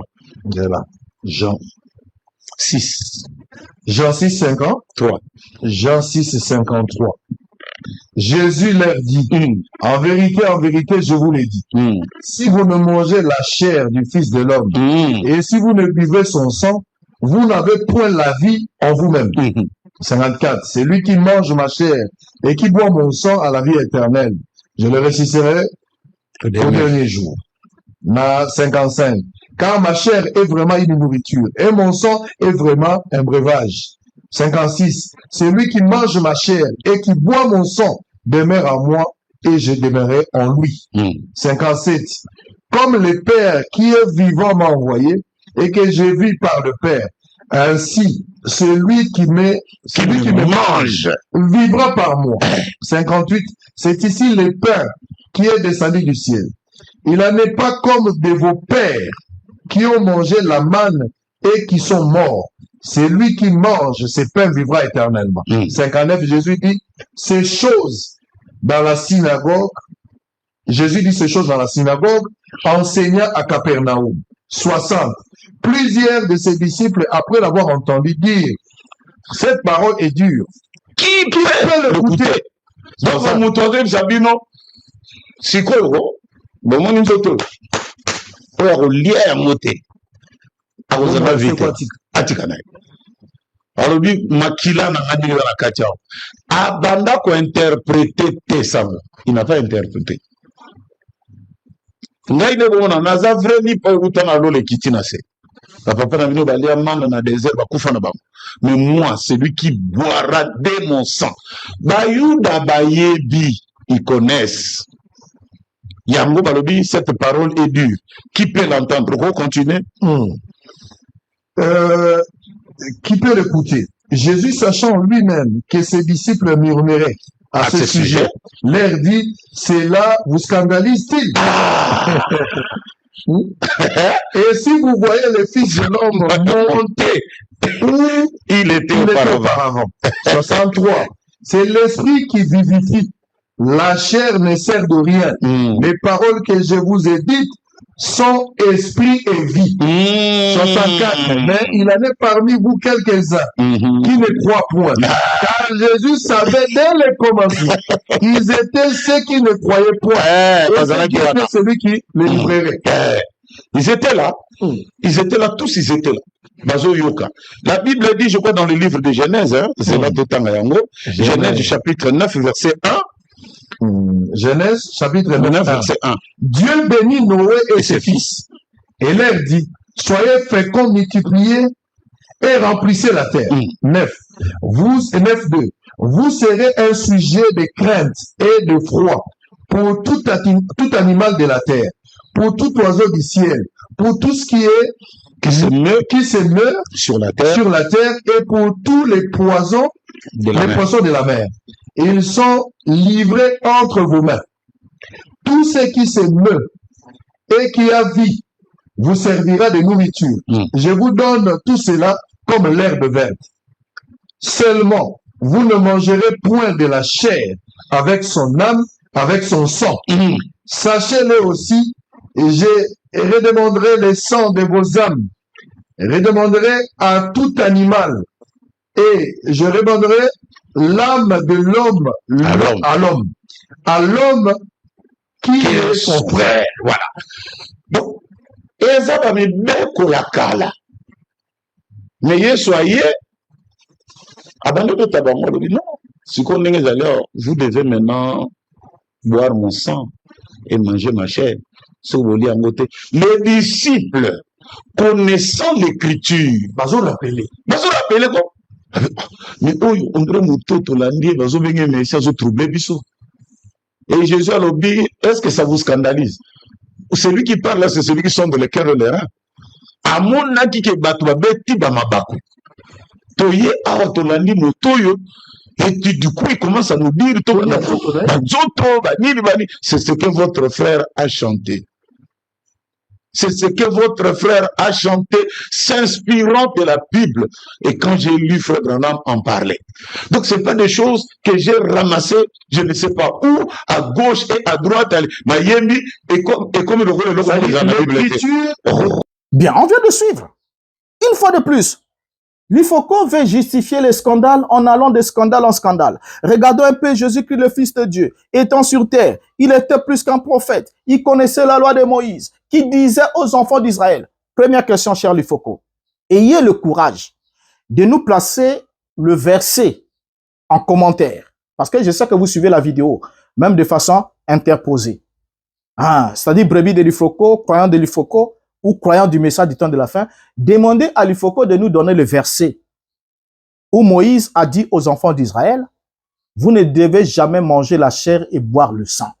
Ce verset-là. On est d'abord là. Ce verset-là, qui nous donne d'abord ce verset? Qui nous donne d'abord ce verset? C'est la première question. Vous savez, dans le monde du message, on a pris une certaine liberté de faire dire à la parole ce qu'elle ne dit pas. J'étais pasteur du message, hein. Je sais ce que veut dire Frère Branham me dit. Parce que moi aussi j'ai prêché ça comme eux ils sont en train de prêcher ça aujourd'hui là. J'ai prêché Frère Branham me dit et je fais une déclaration. J'ai pas la citation. Des fois j'ai une citation qui avoisine, mais qui ne dit pas exactement ce que je dis. Mais je déclare comme ça. Et ici, il faut qu'on s'est permis avec cette liberté qu'ils ont de dire Frère Branham me dit, de vouloir faire dire à la Bible ce qu'elle ne dit pas. Or la Bible, le défaut c'est quoi? C'est que la Bible est écrite. Et quand on lui demande aujourd'hui, donne-nous le verset où Moïse a interdit aux enfants d'Israël en leur disant, vous ne devez pas manger la chair et boire le sang. Est-ce que Moïse a interdit de manger la chair et boire le sang dans un verset biblique? Mettez-nous ces versets en commentaire. Si ces versets n'entrent pas en commentaire, alors, cela montre que vous êtes hypocrite. Cessez à partir d'aujourd'hui de nous dire que vous êtes des croyants de la Bible. Cessez. Que vous êtes des chrétiens croyants de la Bible, vous croyez au Dieu de la Bible. Non, cessez à partir d'aujourd'hui. Lorsque vous nous direz que vous ne croyez plus à la Bible, vous ne verrez jamais Boris Mbota se tenir là pour dénoncez vos enseignements. Parce que moi, je suis un croyant de la Bible. Vous voyez? Alors, il n'existe aucune ordonnance biblique qui interdisait la consommation de la chair. Ça n'existe pas. Donc, vous avez dit, Moïse a interdit que vous ne devez pas manger la chair et boire le sang. Ce verset-là n'existe pas. Manger la chair et boire le sang, ça n'existe pas. Ce n'était pas interdit. Mais c'est plutôt manger le sang qui était interdit. Pas boire le sang, mais manger le sang qui était interdit. Et vous avez menti pour dire que non, bon, quand Jésus a dit ça, les gens vont dire non, voilà, il veut faire de nous des cannibales et des vampires. Comment il va nous donner sa chair à lui à manger et son sang à boire, alors que la loi de Moïse a interdit. Moïse a interdit ça. Mais lui, il vient, je dois vous donner ça. Mensonge! Regardez ce que dit le verset biblique. Lévitique 17 et 13. Si quelqu'un des enfants d'Israël ou des étrangers qui séjournent au milieu d'eux prend à la chasse un animal ou un oiseau qui se mange, il en versera le sang et le couvrira de poussière. Verset 14. Car l'âme de toute chair, c'est son sang qui est en elle. C'est pourquoi j'ai dit aux enfants d'Israël, vous ne mangerez le sang d'aucune chair. Car l'âme de toute chair, c'est son sang. Quiconque en mangera sera retranché. Vous ne mangerez le sang d'aucune chair. Dieu ne dit pas, vous ne boirez le sang d'aucune chair. Et il ne dit pas non plus, vous ne mangerez pas la chair. Que ce soit humaine ou animale. Non. Il dit bien, lorsqu'un enfant d'Israël ou quelqu'un qui séjourne parmi vous prend en chasse un animal ou un oiseau qui se mange, l'animal ou l'oiseau est de la chair. Mais il en versera le sang et le couvrira de poussière. Voilà ce que Dieu dit. En deuxième élément, Jésus-Christ n'avait pas demandé aux Juifs de manger littéralement sa chair ou de boire son sang. C'était juste un langage symbolique. C'était juste un langage symbolique. Il dit où? Jean 6, 53. Jésus leur dit, en vérité, je vous le dis, si vous ne mangez la chair du Fils de l'homme et si vous ne buvez son sang, vous n'avez point la vie en vous-même. Verset 54. Celui qui mange ma chair et qui boit mon sang a la vie éternelle et je le ressusciterai au dernier jour. Maintenant, regardez, qu'est-ce que vous n'avez pas compris? Jean 16, 25, la Bible dit, je vous ai dit ces choses en parabole. L'heure vient où je ne vous parlerai plus en parabole, mais où je vous parlerai ouvertement du Père. Je vous ai dit ces choses, au pluriel, hein? Donc, ça veut dire que jusqu'ici, tout ce que je vous ai dit, depuis Jean chapitre 1 jusqu'à Jean chapitre 16, 25, je vous ai dit ces choses en parabole. Donc, quand il dit que vous devez manger la chair et boire mon sang, c'est une parabole. Et Jésus, en disant ça, n'a jamais contredit ce que Moïse a dit. Moïse a dit, vous ne devez pas manger le sang. Voilà ce que Moïse a dit. Mais Jésus a dit, vous devez manger ma chair et boire mon sang. Et Moïse a parlé d'un animal qui se mange. Aucun rapport. Et maintenant ici, dans Jean 16, 25, il dit que je vous ai dit ces choses en parabole. Ces choses en parabole. Et Matthieu 13, 34 à 35. Jésus dit à la foule toutes ces choses en parabole. Et il ne lui parlait point sans parabole. Afin que s'accomplisse ce qui avait été annoncé par le prophète. J'ouvrirai ma bouche en parabole. Je publierai des choses cachées depuis la création du monde. Ainsi, une parabole, nous le savons, est un court récit imagé utilisé pour transmettre un enseignement moral ou religieux par analogie. Et le terme lui-même vient du grec parabolé, qui signifie comparaison ou rapprochement. Et la parabole utilise des scènes de vie courante, que ce soit dans l'agriculture, le commerce, la famille, dans le but d'illustrer des vérités spirituelles complexes. C'est une vérité spirituelle qui devait être transmise. Ainsi dit, quand on parle d'une parabole, on parle d'un récit qui a un double sens. Premièrement, le récit parabolique contient en quelque sorte un sens littéral qui pouvait rapporter une histoire. Ça peut être une histoire réelle, tout comme ça peut être une histoire fictive, inventée dans le besoin de la cause pour transmettre un sens caché, c'est-à-dire une leçon spirituelle. Et une fois que la parabole est donnée, elle vise souvent à provoquer une prise de conscience dans l'auditoire, pour qu'il prenne conscience d'une certaine réalité spirituelle qui ne pouvait pas être transmise autrement que par un langage imagé. aucun rapport, encore une fois de plus, avec le mensonge que vous avez voulu passer. Donc, corrigez d'abord les erreurs de votre chanson sur l'inspiration. Ensuite, nous pouvons nous asseoir et parler réellement en adulte. Parce que jusqu'ici, tout ce que j'ai entendu à ce sujet, c'est de l'enfantillage pour chercher à vous disculper, à vous dédouaner de cette responsabilité d'avoir chanté le message contre le message. Déjà, vous n'avez pas chanté la Bible. Tout ce que vous avez dit sur la Bible, c'est du fake. Du fake. Maintenant, regardez. Regardez. Quand on prend Daniel 2, verset 6, je vais vous montrer une chose. Le rapport entre l'écriture et l'inspiration. OK. Le rapport entre l'écriture et l'élimination de l'écriture. Parce qu'il y a une différence, hein? L'inspiration, les hommes ont parlé de la part de Dieu. Les hommes ont écrit de la part de Dieu, donc poussés par l'esprit.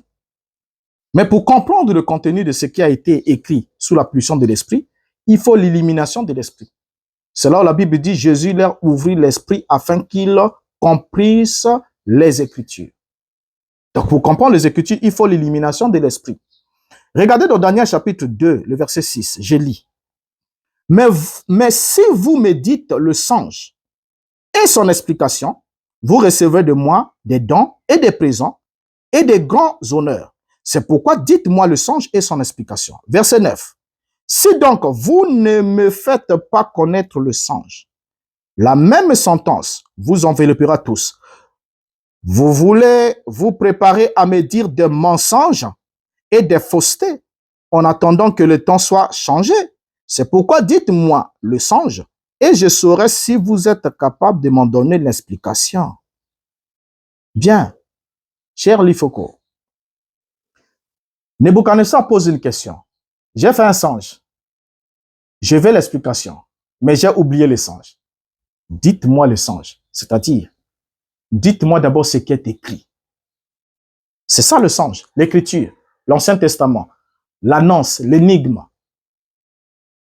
Et ensuite, je saurai que vous avez l'inspiration, l'interprétation, l'explication. Mais aussi déjà ce que vous dites n'a aucun rapport avec le songe. C'est-à-dire que Moïse n'a pas dit, vous avez fait mentir Moïse. Il avait dit on ne doit pas manger la chair et boire le sang. Moïse ne l'a pas dit. Moïse a dit qu'on ne doit pas épouser les païennes et lui-même il a répondu les païennes. Il ne l'a pas dit. Donc vous faites dire aux Écritures ce qu'elles ne disent pas. Montrons par là que vous ne connaissez pas le songe du roi. Parce que l'Ancien Testament, c'est la prophétie, c'est le songe du roi. Et le Nouveau Testament, sous la puissance de l'Esprit supérieur qu'est le Saint-Esprit, nous avons l'explication du songe du roi. Maintenant, si vous avez d'abord des problèmes pour être fidèle au songe, c'est-à-dire que vous ne pouvez pas dire au roi quel est le songe, qu'est-ce qui prouve que vous avez l'interprétation du songe? Donc, du coup, vous posez un faux problème, vous allez aboutir à une fausse réponse. Vous allez en classe, en salle de classe, on vous dit un terrain de forme rectangulaire mesure 12 mètres de long et 4 mètres de large. Calculez son périmètre. Et vous, au lieu de traiter ce problème-là, vous allez prendre un autre problème, un terrain carré de 2 mètres de côté, calculer sa surface. Et vous traitez ça. Au fait, vous avez fabriqué un problème, vous l'avez traité, même s'il est juste, vous aurez 0. Parce que ce n'est pas le problème qui vous a été posé. C'est ce que vous êtes en train de faire. C'est-à-dire que vous fabriquez un problème. Vous semblez peindre cela. Et après, vous venez donner une réponse qui est totalement fausse. Alors, terminons avec William Branham. On va appeler William Branham pour une fois, qui va intervenir. Est-ce que Branham est-il du même avis que vous que l'inspiration est plus forte que les Écritures? Qu'est-ce que Branham dit? On va avec lui progressivement. On chute là. Branham dit ceci dans Démonologie, domaine religieux. Prêché le 9 juin 53. Paragraphe 29. Branham dit, or, je ne suis pas un enseignant. Je suis loin d'être un commentateur de la Bible. Et mon instruction se limite à une 7e année Alors, et avec ça, je suis sorti de l'école il y a environ 25 ans. Alors, il y a longtemps que je n'y suis plus. Je n'ai pas beaucoup d'instructions. Mais tout ce que je sais, c'est ce que je reçois par inspiration. Et si cette inspiration ne concorde pas avec la Bible, alors elle est fausse. Voyez, il faut que ce soit la Bible. Quelle que soit l'inspiration, il faut que ça vienne. Voici le fondement de Dieu. Aucun autre fondement n'a été posé que ceci. Et ce qui correspond à ceci, si ce que je disais était contraire à ceci, alors que mes paroles soient un mensonge. Parce que la vérité, c'est ceci. Voyez, voyez. Et si un ange vous disait quelque chose qui soit différent de ceci, Paul a dit qu'il soit pour vous anathème. Même un ange de lumière. C'est William Branham. Alors, cher Lifoko, Branham qui est un prophète, affirme qu'il n'a pas beaucoup d'instructions. D'où comme il n'a pas beaucoup d'instructions, il ne peut pas agir comme les autres pour commenter la Bible. Il dit que je ne suis pas un enseignant, je suis loin d'être un commentateur de la Bible. Là, il a dit la vérité. Et Branham ajoute, il est là, la citation est là. Mais tout ce que je sais, c'est que je reçois par inspiration. Et si cette inspiration ne concorde pas avec la Bible, alors elle est fausse. Bien. Branham me dit, votre chanson sur l'inspiration est fausse. Non seulement qu'elle dit des mensonges, mais elle ne concorde même pas avec la Bible. Il faut que ce soit la Bible. C'est dit Branham, hein? C'est Branham.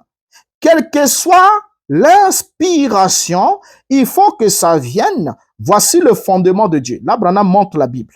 Voici le fondement de Dieu. Aucun autre fondement n'a été posé que ceci. Et ce qui correspond à ceci, si ce que je disais était contraire à ceci, si ce que je disais était contraire à ceci, si ce que moi, Branham, je disais était contraire à ce qui est écrit dans la Bible ici, alors que mes paroles soient un mensonge. Parce que la vérité, c'est ceci. Quoi? La Bible. Alléluia. Voyez? Il dit, voyez, voyez. Donc c'est Branham. Alors, comment est-ce que vous vous faites tant de peine lorsqu'on vous dit le mensonge du temps de la fin? Vous êtes bousculé. Mais c'est Branham lui-même qui nous a autorisé que si ce que j'ai dit ne s'accorde pas avec ceci, c'est-à-dire la Bible, vous devez admettre que c'est du mensonge. Donc c'est clair. Maintenant, ce que vous êtes en train de vouloir dire que vous devez prêcher l'inspiration et elle doit aller plus loin que l'écriture. Elle n'a pas besoin d'une confirmation de l'écriture. L'inspiration n'a pas besoin d'atterrir sur l'écriture. Mais Branham dit que l'inspiration, quelle que soit l'inspiration que vous avez, il dit bien quelle que soit, il n'y a pas un certain domaine ou d'autres domaines, non. Quelle que soit l'inspiration, elle doit s'accorder. Il faut que la Bible soit d'accord. Ça veut dire que c'est la Bible qui confirme l'inspiration. Selon Branham, c'est pas moi. Si vous voulez discuter, discutez avec Branham pour une fois. Je sais que vous n'avez jamais le courage d'afficher votre courage devant les déclarations de Branham. Vous allez manger, grincer des dents à côté, bouder en tout hypocrite, mais jamais le courage de dire qu'ici Branham a dit faux. Venez dire ici que Branham a menti, l'inspiration n'est pas subordonnée aux Écritures. Ici, Branham est en train de montrer que l'inspiration, quelle que soit l'inspiration, elle est subordonnée aux Écritures, soumise aux Écritures. Et même un ange de lumière, bon, l'apôtre Paul n'a pas dit ange de lumière, hein? Branham a mis ange de lumière. Même un ange du ciel, voilà, Branham dit l'ange est même plus proche de Dieu que vous et moi, hein? L'ange est plus proche là-bas. Mais même lui, s'il vient dire quelque chose, malgré avec son éclat de puissance et de force, tout ce qui, il vient, il secoue le monde entier, les maisons volent en éclats. Si ce qu'il dit, et balani na ma comité, le banda, le kuta, mensonge. Voilà la vérité. Pour une fois, je suis d'accord avec Branham. Seulement, le problème, c'est que Branham disait une chose que lui-même ne mettait pas en pratique. Voilà, il disait des choses qu'il ne vivait pas. On aura un numéro pour ça. Si vous voulez, bien sûr, vous me mettez ça en commentaire et on va vous démontrer que Branham lui-même ne croyait pas ce qu'il est en train de dire là.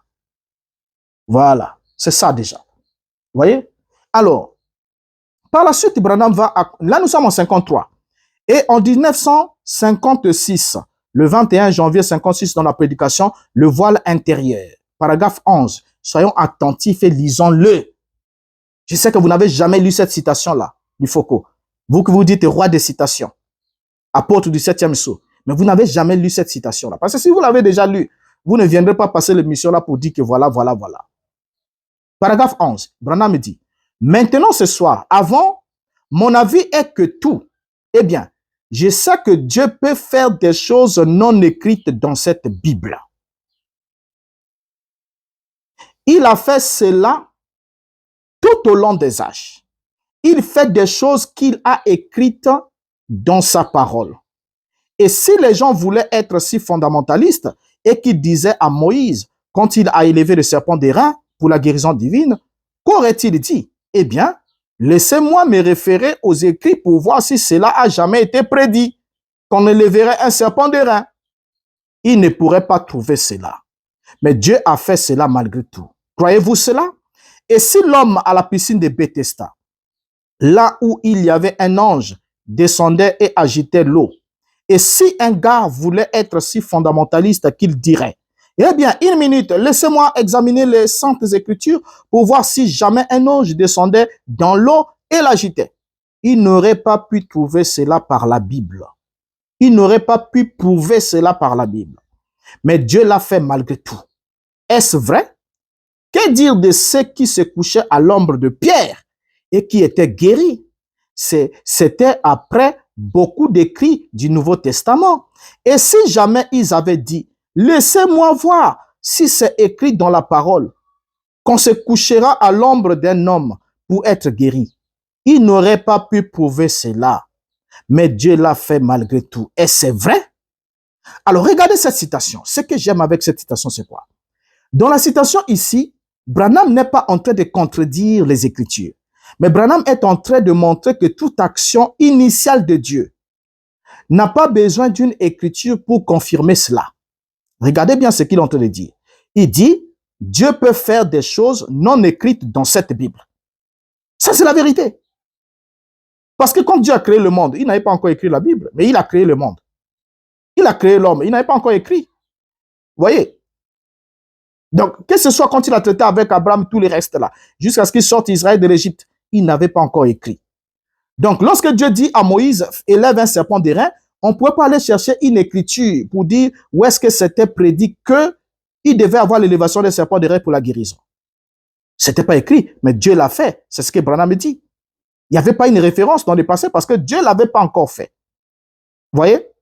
Et il continue, dit, l'homme à la piscine de Bethesda. Il n'y avait pas une écriture qui disait qu'on devait s'attendre, examiner les saintes écritures pour voir si jamais un ange descendait dans l'eau et l'agitait. Il n'aurait pas pu prouver cela par la Bible, donc par l'Ancien Testament. Hein? Mais Dieu l'a fait malgré tout. Et c'est vrai, je suis d'accord. Même les gens qui couchaient sous l'ombre de Pierre et qui étaient guéris, il n'y avait pas d'écriture qui disait que vous pouvez vous coucher sous l'ombre d'un homme pour être guéri. Mais Dieu l'a fait. Ici, la citation ne dit pas que Dieu peut faire des choses qui sont contraires aux Écritures. Mais plutôt, la citation est en train de dire que Dieu peut faire des choses non écrites dans cette Bible. Pour montrer que Moïse, par exemple, c'était une action initiale de Dieu. Quand Dieu lui a dit d'élever le serpent d'airain, ça n'a jamais été fait auparavant. Moïse n'avait pas besoin d'une référence scripturaire pour poser cet acte-là. Pourquoi? Parce que Dieu peut faire des choses non écrites dans cette Bible. C'est ce que Branham est en train de dire. Voyez un peu? Donc, pour montrer que Dieu est un Dieu inhabituel, qui fait des choses inhabituelles, mais il n'est pas contradictoire puisqu'il ne change jamais. Il ne change pas. Ainsi, en 1956, Branham va ajouter dans la marque de la bête, paragraphe 31. Donc, c'est par inspiration que cette parole a été prononcée par Dieu. C'est par inspiration que le prophète l'a apporté et c'est par inspiration que nous devons recevoir cela. Ce n'est pas quelque chose de matériel, ce n'est pas quelque chose de naturel, ce n'est pas. Donc, vous voyez ici dans cette déclaration-ci, on voit bien que William Branham est en train de montrer que c'est par inspiration que cette parole a été prononcée. Laquelle? C'est la Bible, prononcée par Dieu. Et il ajoute, c'est par inspiration que le prophète l'a apporté et c'est par inspiration que nous devons recevoir cela. Pas nous devons recevoir autre chose, mais recevoir cela. Cela mis ici pour la parole. Alors, prenons ici la dernière déclaration, la toute dernière. Branham dit dans Le fidèle Abraham, prêché le 24 avril 59, paragraphe 39. Dieu ne fera rien qui soit contraire à ce qu'il a déjà écrit. Il doit s'en tenir à sa parole. C'est vrai. C'est la raison pour laquelle je crois cela de cette façon. Il doit tenir sa parole. Vous voyez, car il est Dieu et il tiendra sa parole. Et tout véritable ange témoignera que c'est la vérité. Dieu ne fera rien qui soit contraire à ce qu'il a déjà écrit. Donc, si Dieu ne fera rien qui soit contraire à ce qu'il a déjà écrit, cela sous-entend que Dieu ne fera que ce qui est en accord avec ce qu'il a écrit. S'il fait quelque chose de nouveau qui n'est pas écrit, il n'y a pas de problème. Mais s'il fait quelque chose qui soit contraire à ce qui est écrit, c'est faux. Et là, Branham est du même avis. Dieu ne fera rien qui soit contraire à ce qu'il a déjà écrit. Il doit s'en tenir à sa parole. Alors, maintenant, chutons. Posons-nous une question. Dieu peut-il inspirer un chant qui contredit sa parole? La réponse c'est non. Pourquoi? Parce que Dieu ne peut pas inspirer un chant qui contredise les Écritures. La Bible est claire, Dieu est un Dieu de vérité et de cohérence. Et si un chant contredit les Écritures, il est clair que ce chant n'est pas inspiré par Dieu, mais inspiré par une autre source. Dieu est cohérent et sa parole ne se contredit pas. Ainsi dit, la chanson Inspiration est une chanson non inspirée par Dieu. Peut avoir une autre source d'inspiration, mais pas Dieu. Et je crois que nos amis du message de William Branham seront dans l'obligation de revenir nous dire quelle est la source de l'inspiration de la chanson Inspiration. Parce que c'est une chanson non inspirée. Inspiration, une chanson non inspirée par Dieu. Parce que l'inspiration divine s'accorde exclusivement avec les Écritures. Et vous avez compris ensemble que beaucoup de choses sont chantées dans cette chanson qui sont totalement de fausseté. Commençons par la déclaration de base. J'ai chanté le message, je prêche le message. Mais là, quand on appelle Branham, Branham n'est pas d'accord avec l'Ifoko. Quand Branham dit qu'il a chanté le message, c'est comme si le message lui disait que l'inspiration était plus forte que les Écritures, alors que la Bible n'est pas du même avis. Merci d'avoir suivi jusqu'ici. Je vous dis au revoir et vous donne rendez-vous au prochain numéro. Et je crois bien que ceux qui ont des oreilles pour entendre ont entendu, des yeux pour voir ont vu. Ils ont compris que les Écritures ont une autorité sans partage pour jauger, examiner toute inspiration. Et que toute inspiration qui ne s'accorderait pas avec elle n'a aucune essence, aucune substance spirituelle et est dépourvue de toute quintessence en ce qui concerne la foi. Merci d'avoir suivi jusqu'ici. C'était votre frère Renaud Boris Mota, ex-pasteur du message du temps de la fin. On se donne rendez-vous au prochain numéro. Au revoir.